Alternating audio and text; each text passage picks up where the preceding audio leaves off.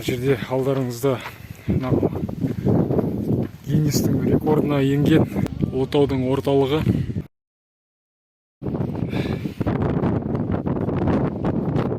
Кавказ халықтарында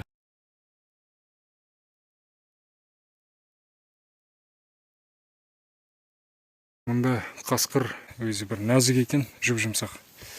Ұстаған кезде бір керемет бір жылқы жануарын ұстап сипап атқан сияқты сондай әсер алдым. Мына екі қоқысты бұзақылар жексұрындап тастап кетті. Соны алып қазір тоқтаған бекетінде қоқыс алаңына лақтырам. Сәлем достар, тарихи деректерге толы 300-дің басын біріктірген Ұлытауға келіп тұрмыз. Күмісбаққа тоқтап су алайын деп. Мінекей бұлақ.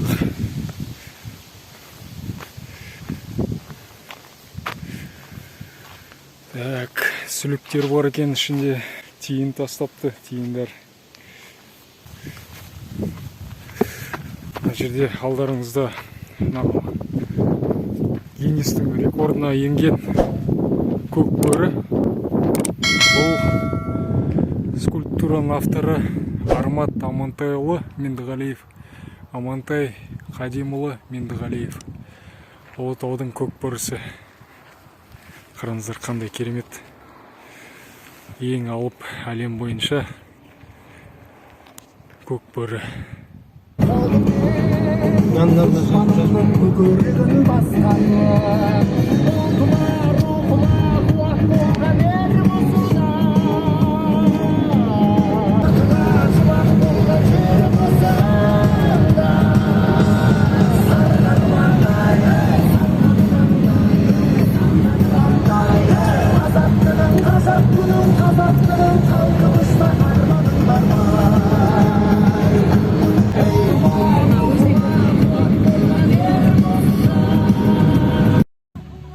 Ұлытаудың орталығы.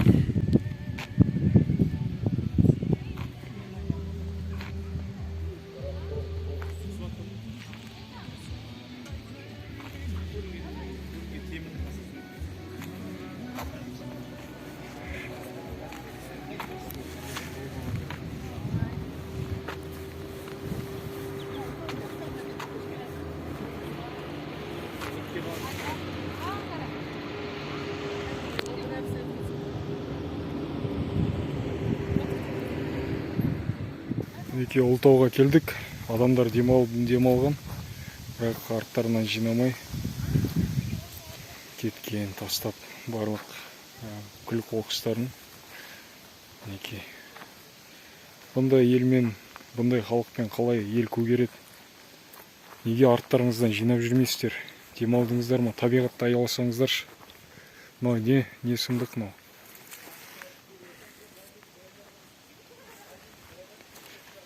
Мынандай қоқыстарды тастап кету деген болмайды ғой. Не сұмдық мынау? Қыздарымыз ет турап отыр. Сәлем деп қойыңдар қыздар. Қолдарын.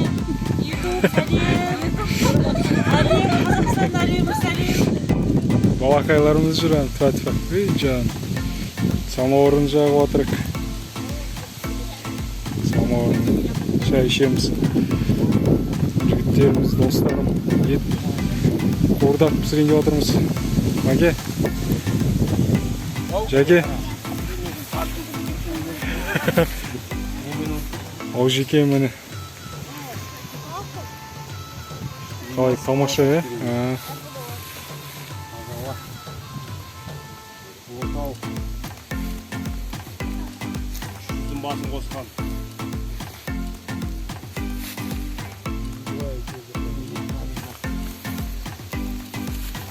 Аққайынның қасында.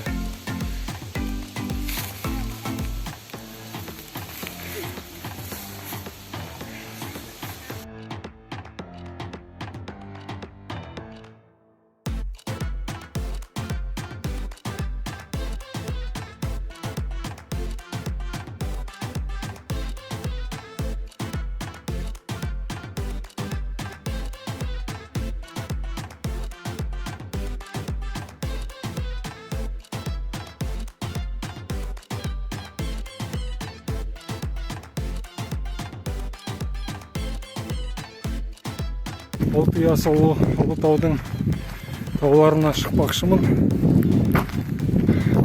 Қазір бір 20 минут жарты сағаттың уақытында, қазір бір 20 минут жарты сағаттың шамасында алдымдағы тауларға шығам. Одан ары қарай оның ар жағындағы тауларға шығып. Мына таулар төмен көрінгенмен әжептәуір биік, шамамен 1100-1200 метр жерден. Ең биік тау Ұлытауда 1500 метрдей ұзындықты құрайды, биіктікті.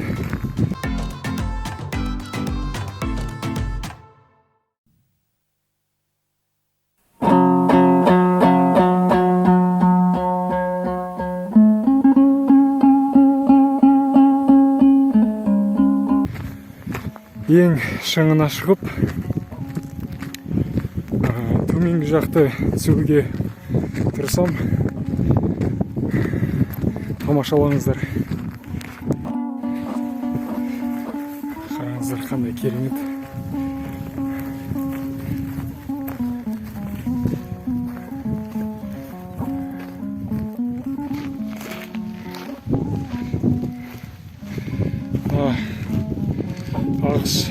Қыста тау басынан аққан қарлар суы осы жерден ағып өтеді.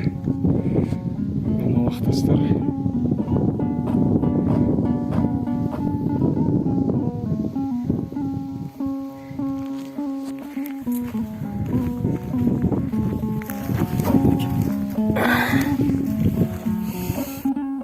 Жусан иісі қандай керемет. Бұл жусан шөбі Қазақстанның, шатаспасам, осы Қарағанды облысы, Ұлытау аймағы және Павлодар облыстарында өсуі керек. Қалған жақтарда білмедім. Бар ма жоқ па бұндай шөптің түрі. Иісі өте мята дейді ғой орысша. Сол мятаның дәмі шығады. Сондай свежий иіс. Свежий қазақшасы қалай еді? Свежий деген сөздің қазақшасы.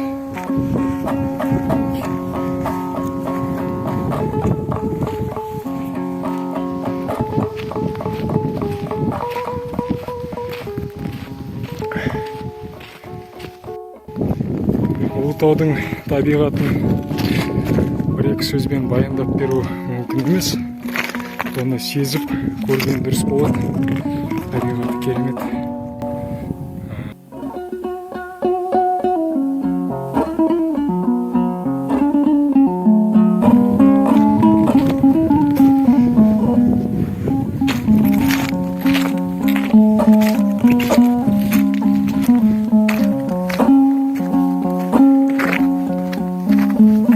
Тастардың үстімен жүру оңай болмағандықтан олай-бұлай шайқалып құлап қала жаздап келемін.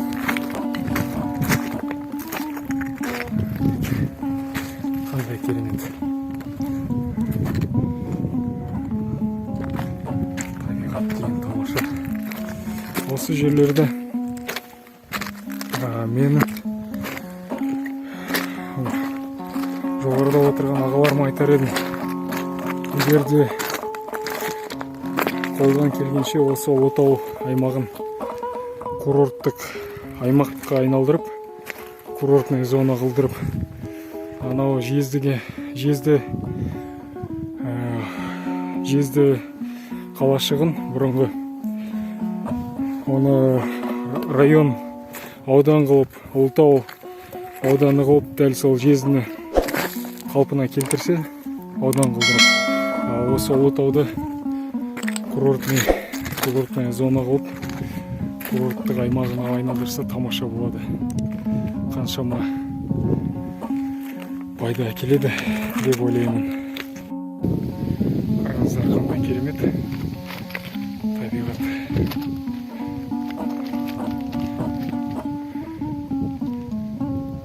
Таулар.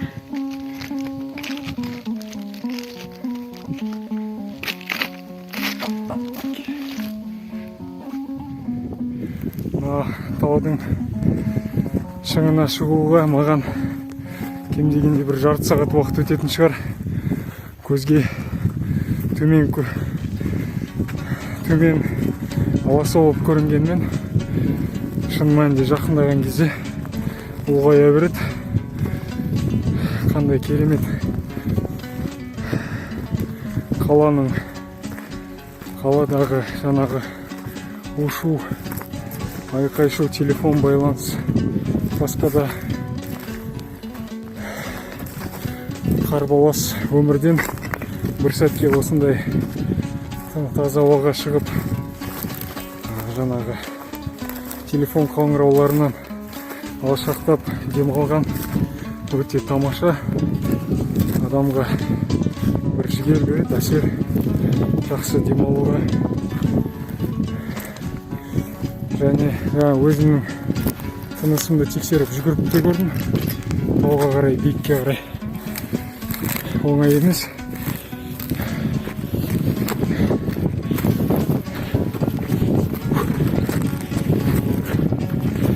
Тек қана мына телефон видеокамерасы сынып қала ма деп абайлап байқап келе жатырмын. Ақырындап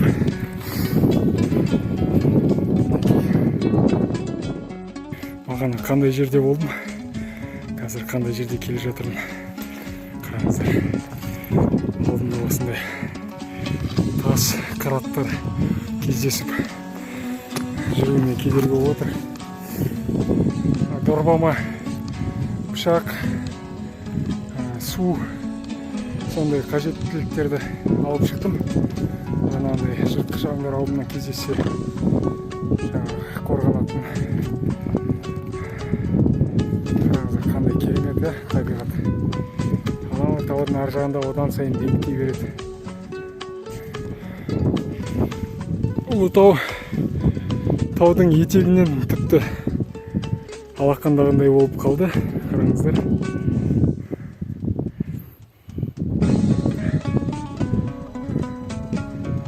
Анау жерде 3-4 адам келе жатыр. Бірақ олар мен бағана өтіп кеткен төмен жерде келе жатыр. Олар менің жеріме, мен тұрған жерге жету үшін шамамен 20 минуттай қажет етеді. Ал мен болса сапарымды, саяхатымды анау биік шыңға қарай жалғастыра беремін. Оның ар жағында уақытым жетсе, одан кейінгі тауларға шығам, биіктеп кете береді. Көргендеріңізде мұндай кішкентай кесірткі кездесті. Мінекей құйрық көрсеңіздер.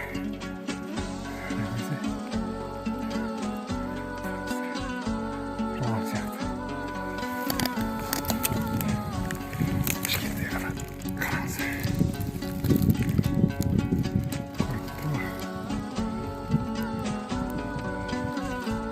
Саған еш зияным тимейді, кесіртке қорықпай қойсам болады.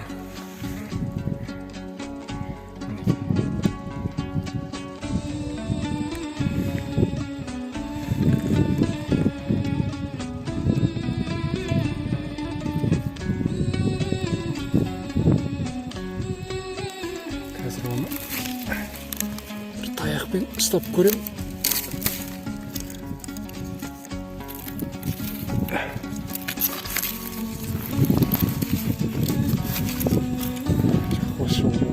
Жаңа осы шыңнан нақты осы басы бізге анау төменнен биік болып көрінген. Одан ары қарай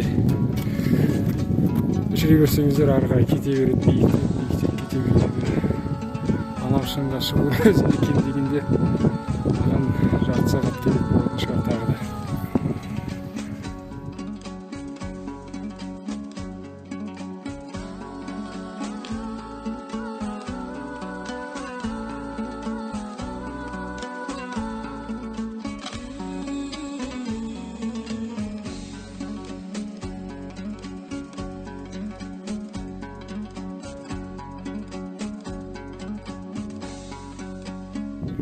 Достар, ең шыңына шықтым деп ойлап едім.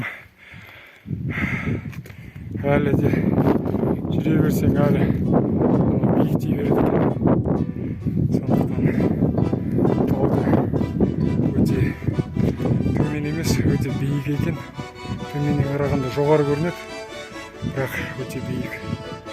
Шамамен 100 этажды биіктікте жерге шықтым. Қараңыздар. Мынандай тауда ғана тасты жерлермен жүргенде адамның аяқ киімінен аяқ киім қалмайды екен, жыртылып. Қараңыздар, қандай керемет. Ана жерде Ұлытау деген алақандағындай болып қалды. Көктөбеден Алматыға қарағанда қараңыздар, жазықтағы кемелар.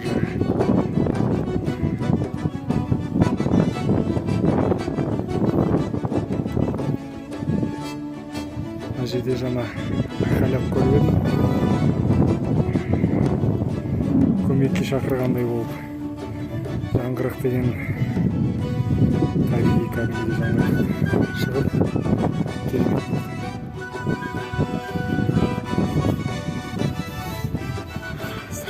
Керемет. Тынығып отырып демалып алайын деп жүрмін. Кішкене жоғарылап шыға берген сайын тынысым тарылып. Мынау неміс жидектің атын білмедім. Итмұрын-ау деймін. Итмұрын ба? Бірақ енді смородина емес.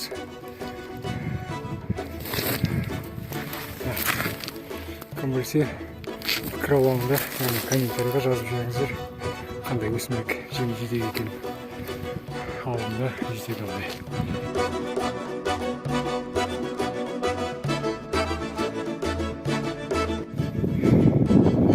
Достар, біреулер ақшаның соңынан жетпейсің дейді. Жоқ, олай емес. Таудың шыңына жетпейсің. Себебі бір тауды асқанмен, оның ар жағында оның одан да биіктеу тау тұрады екен. Әрине, жаяу шықсаңыздар. Достар, осында кезінде Атышулы бабамыз, батырымыз Кейкі мерген және Амангелді батырымыз мекендеген осы аймақтарда ұрпақтарын сақтап, елін Ресей патшалығынан әскерінен сақтап, өз ауылын қорғап жүрген батырлар осы шамамен мына жақтарда солтүстігіміз, солтүстік Қазақстан, Қостанай облысы, Арқалықтан бастап Торғай даласына дейін осы батыр бабаларымыз осы таулы аймақтарда мекендеп, ол кісілерді кісі кейік деп айтады. Яғни тауға кетіп, бөлек қоршаған ортадан өзінің халқынан бөлек жаңағы патшасына өкпелегеннен ба, сол ренжігенмен өкпелеп қалған себептен тауға кетіп, өзі жалғыз өмір сүрген. Әрине өзінің аты болған жылқысы. Сол сияқты Кавказ халықтарында, шешендерде кісі киік батырларын абырек дейді. Олардың бірі Хасуха болған, Хасуха есімді батыр. Одан кейін Әзірбайжандарда Гачак дейді. Ал біздің қазақтарда кісі киік дейді. Сол батырлардың бірі Кейкі мерген болған. Кейкі мерген батырымыз. Достар, Кавказда қай ел екенін нақты білмедім. Кавказда оларда бір сағатқана бір тәулікте бір сағатқана көрінеді. Одан кейін қалған уақыттарда кеш сияқты болып тұрады. Яғни ол жақтарда ораза ұстау нағыз пайдалы ораза ұстағанда бір-ақ сағат ораза ұстай ма бірдеңесі бар. Оларда бір-ақ сағат тауларының биіктігі сонша болғандықтан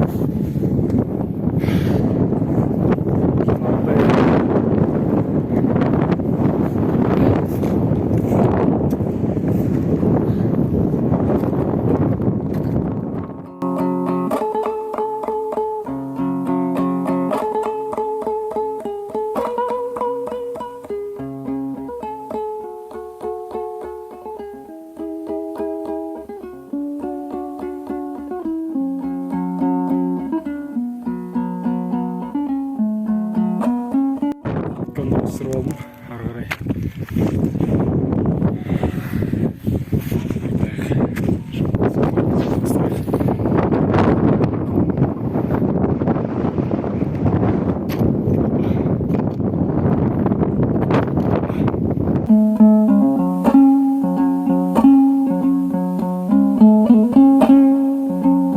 Достар, өзім бір тас, бір қабырғада бір сызылып қалған, жарылған болсын, сондай бір құбылыстарды өзім бірдеңелерге ұқсатып жатам. Жануарға, бірдеңе, бір затқа, дүниеге ұқсатам. Соны мына тасқа қараңыздар, не нәрсеге ұқсайды? Пікір алаңына жазыңыздар. Меніңше динозавр ма сондай бір алыптың басына ұқсайды. Бұны былай жақыннан көзбен көру керек, видеодан дұрыс көрінбейтін шығар. Басқа да тастарды, басқа да таулы жерлерді көріп, байқап қалсаңыздар, пікір алаңына жазыңыздар, бөлісіңіздер ойларыңызбен, пікірлеріңізбен. Мына тастар не нәрсеге ұқсайды? Мына таудың ар жақта. Тауға биіктеген сайын басым айналып құлап қала жаздап жатырмын.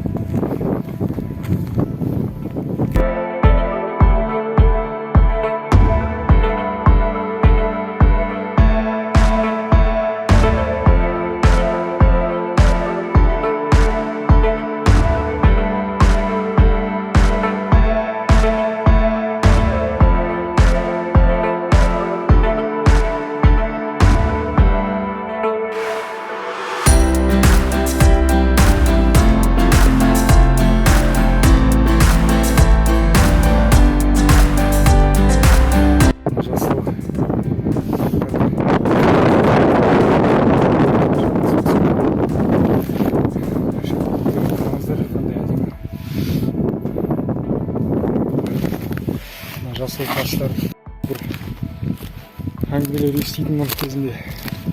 Бұдан шаштар мықты болып өскен әжелеріміздің, апаларымыздың шаштары. Жасыл түске бояған десем жаңылсармын әрине. Таудың үстінде қандай керемет ағаштар өсіп тұр екен. Ақ қайдың ба, қандай ағаш екен. Мынандай тұқымын көрмеппін, білмедім. Мынандай несі бар екен. Шишка, елкадағы шишка сияқты. Осындай бір жасыл дәндері бар екен. Керемет.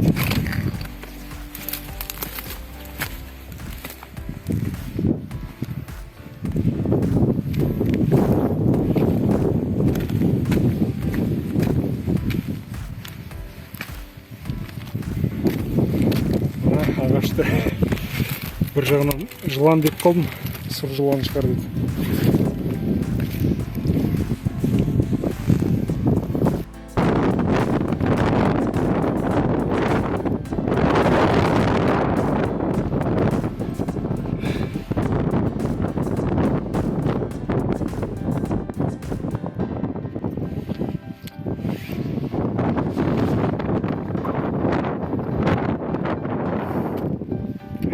Достар, әрқашан бауырларым,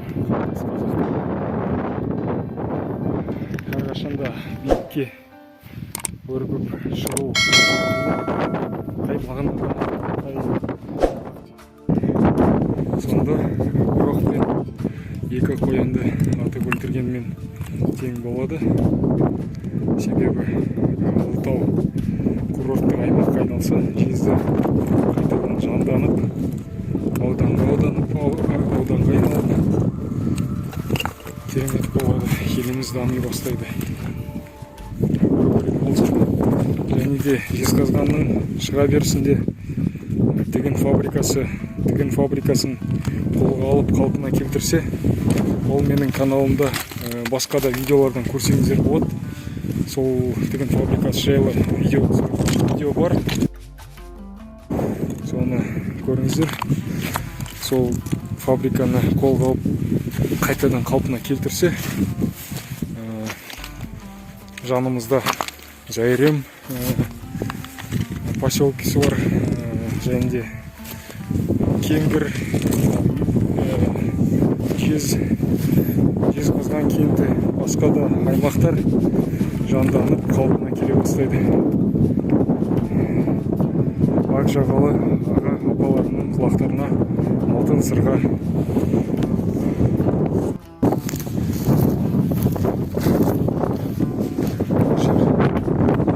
Біз орындық сияқты екен, арнайы жасалған.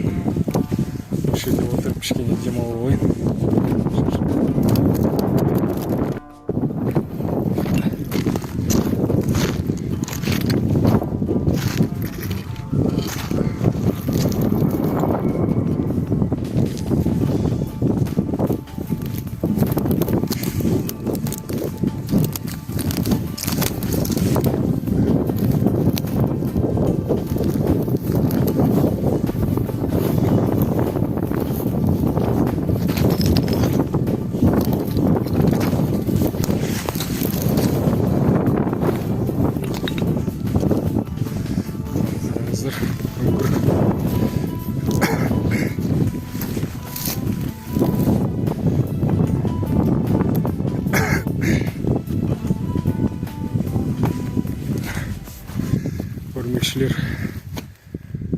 Өрмекшілер ұя тігіп тастаған.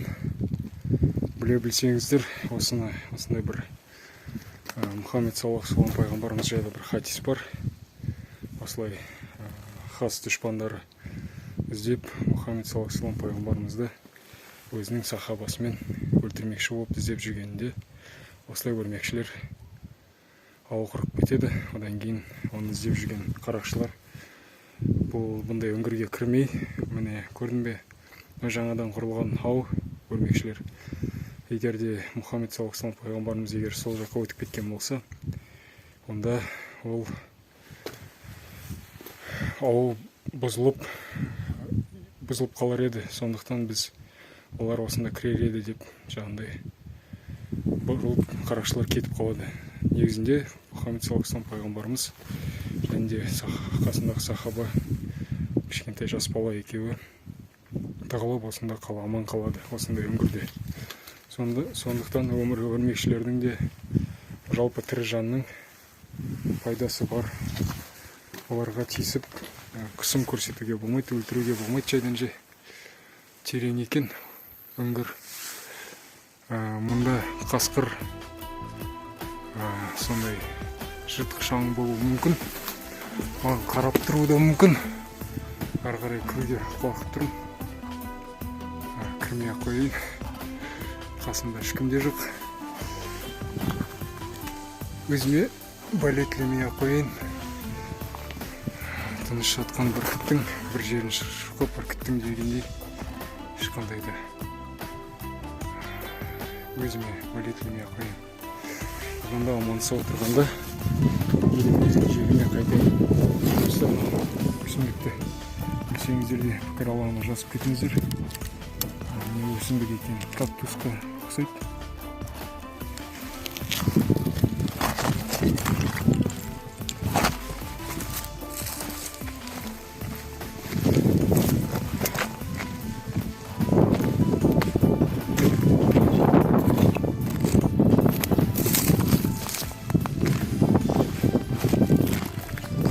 Жалпы мынандай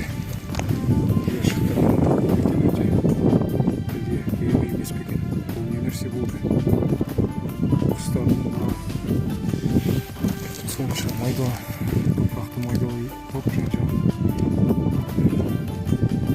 қазғандай бірдеңе еккендей болған көрінеді.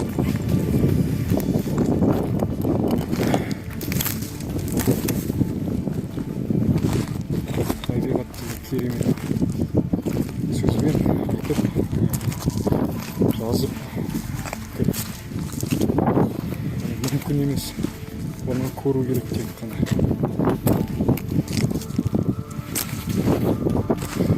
Керемет жасыл табиғат. Әрине Көкшетаудың солтүстіктің Алматының орманына тоғайларына жетпейді, бірақ дегенмен өзінің бір өзіндік ерекшелігі бар табиғатымыздың. Бұл жақта ұқсас ұқсамағандығымен бауырлардың жағындай жануарлар аз болғанымен сондай бір ерекшелігі бар. Сосын көгеріп еліміз дамысын десеңіздер, ондай қоқыстарды лақтырмаңыздар. Мынаны ала салайын. Сосын барып ана жақта қапшықтан мусордан тастап, мына мусорды ала кетейін.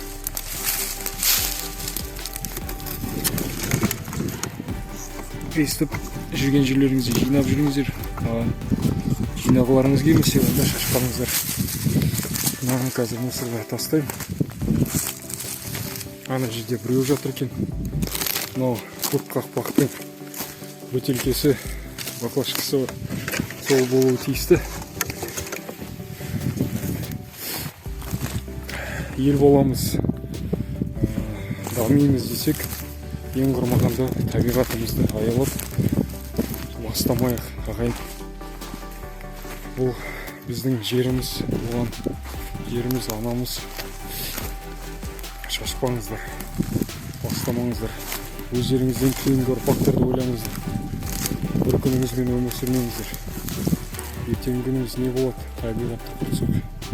Жалғыз осы табиғатымыз. Ештеңе өндіріп жатқан жоқпыз. Техника, ғылым барлығы дамып жатқан жоқ біздің елде. Бізде жемқорлық дамып жатыр.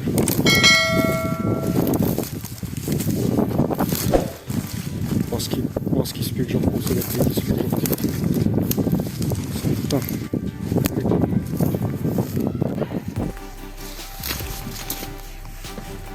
тасты қараңыздар. Бір жып-жылы, ып-ыстық тас.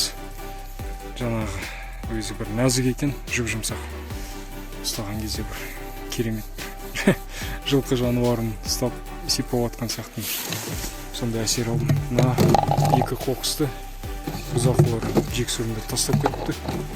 Соны алып қазір тоқтаған бекетінде қоқыс алаңына лақтырам. Мен бұны жаңағы показуха мақтаныш ретінде көрсетіп жатқаным емес. Басқа жастарға, басқа адамзатқа, тіршілікке мысал болсын, үлгі болсын деп солай істеп жатырмын. Бір жағынан тазалық сақтау керек. Тазалық денсаулық кепілі дейді. Табиғатымызды аялайық ағайындар. Әсіресе өзіңнің туған жеріңде, өзіңнің жеріңде осындай қызметтер істесе өзіміздің қара көздер. Бізді әке-шешеміз олай тәрбиелеген жоқ қой.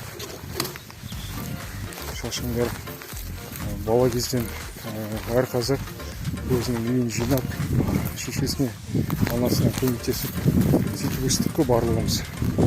Сондықтан табиғатымызды үй сияқты көрейік, өзіміздің әрқайсымыздың үйіміз. Сондықтан жинағың келмесе шашпа, ауырғың келмесе ауырмайтын жол ізде дейді ғой, сол сияқты табиғатымызды аялайық.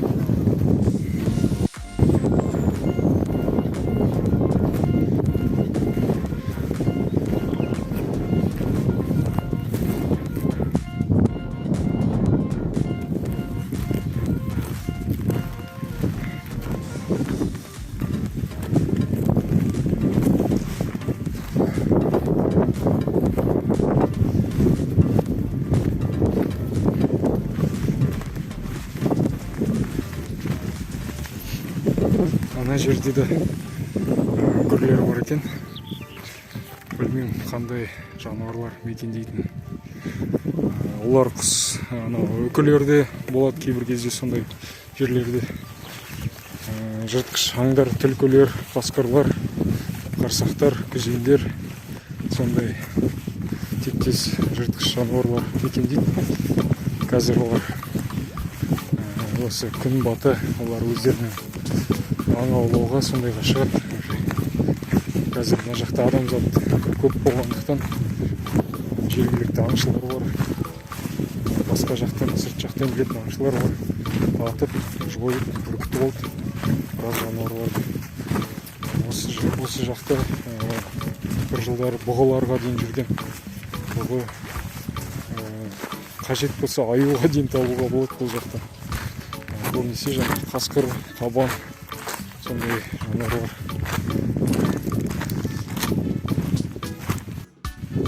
Мен мынандай қоқыс қолымда үшеу болды уже. Жүрген жерінде, көрген жерінде алып жатырмын. Қазір барып қоқыс алаңын тастаймын. Сондықтан адам шашпайық, тастамайық табиғатымызды.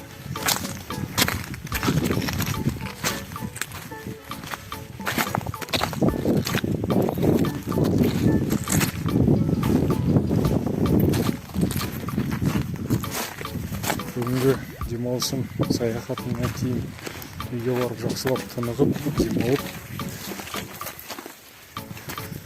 ұйықтайтын сияқтымын, шаршап.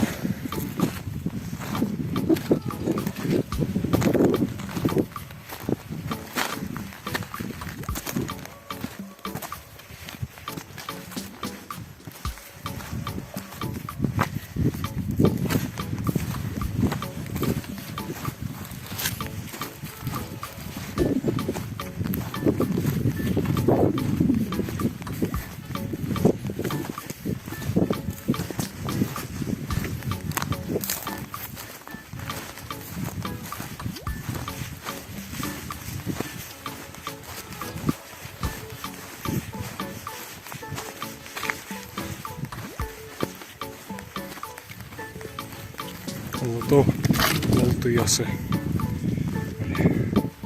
Бұл Ұлытаудың бір бөлігін ғана түсірді үлгердім.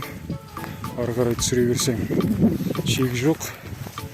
Өте үлкен таулар, биік таулар. Ары қарай кете береді. Сөйтіп жаңағы Қостанай облысына дейін кете береді ау деймін. Жаңылыс болсам.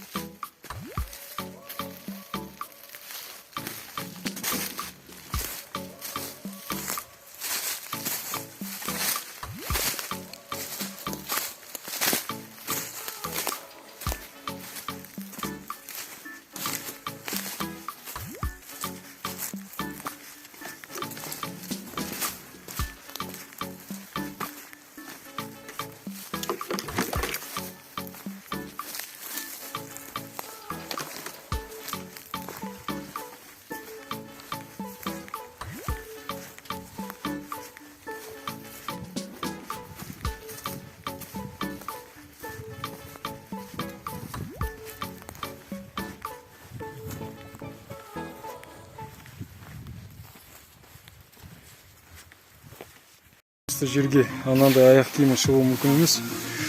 Жұмсақ жыртылып сөйтіп қалады. Сол себептен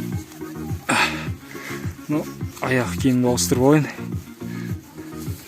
Қоқыс жаңа жинап өзіміздің және де бізге дейін шашып кеткен кісілердің қоқыстарын салып алайық. Қазір сондай не бекетіне қоқыс салаңына тастап кетейік. Жартылай жабылғанша жауып. Жабылмайды екен. Осындай багаж астық болып барамыз. Жинап алған қоқысты қоқыс алаңына тастап жатырмыз. Молодец.